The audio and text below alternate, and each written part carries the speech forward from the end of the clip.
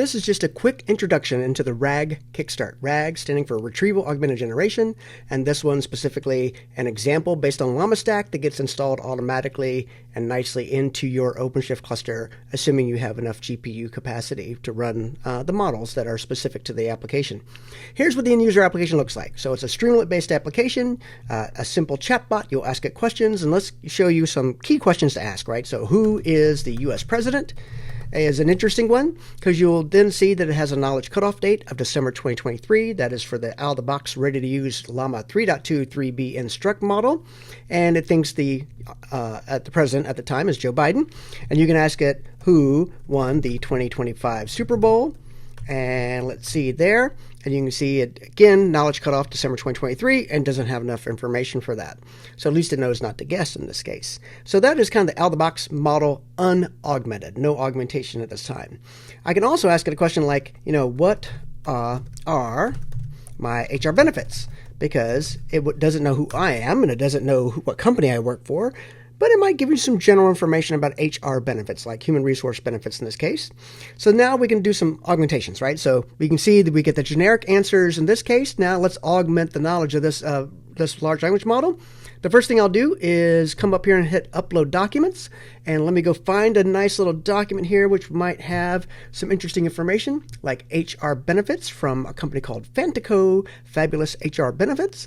And I'm going to call this the Benefits RAG Vector Database. Benefits here. Create that vector database. You'll see running here as it basically uploads the document, performs the ingestion, puts it into the vector database, and you can see the vector database is now created.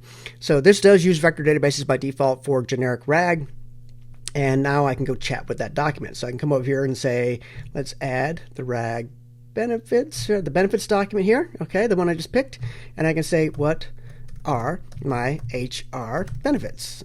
So I can ask it a specific question like that. And now I get things that are coming from that specific document, the PDF document. Now in this case, we did a drag and drop, bring your own document on the fly. There is also a pre-ingestion pipeline where you can have a series of documents that are pre-uploaded, pre-ingested, pre-embedded. And of course, those vectors stored in the vector database, all that can happen for you.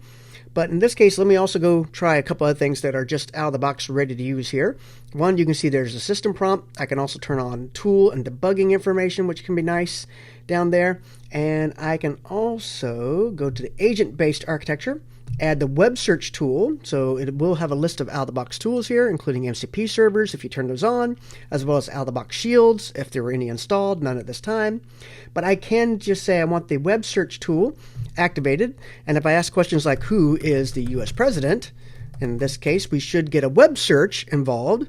And with the web search, we'll get more information. You can see Donald Trump, okay, as of that. And you can even look here into some of the tool calling information that helps find that information, including like an access of Wikipedia there. Okay, so the tool call made it possible to get that information. And I can say who won the 2025 Super Bowl. And again, we should get a more accurate result because we have a tool involved. So in this case, we're using tools as a way to augment the answers as opposed to the vector database coming from RAG. But we want to show both those examples. And Llama Stack actually has a lot more features here. And I can see if I hit the Inspect tab here, I can look at the API providers. Llama Stack has a bunch of API plugins into the backend, or SPIs, that basically give you different vector databases, safety, as an example, or safety models, evals, data sets, scoring, telemetry, etc.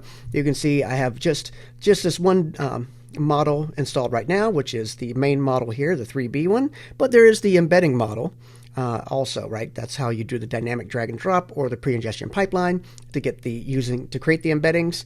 You can see here's my vector databases I've been creating here. And again, I had no shields installed at this point. We're going to go make some backend alterations to this and do a different installation so you can kind of see how that impacts the front end of it.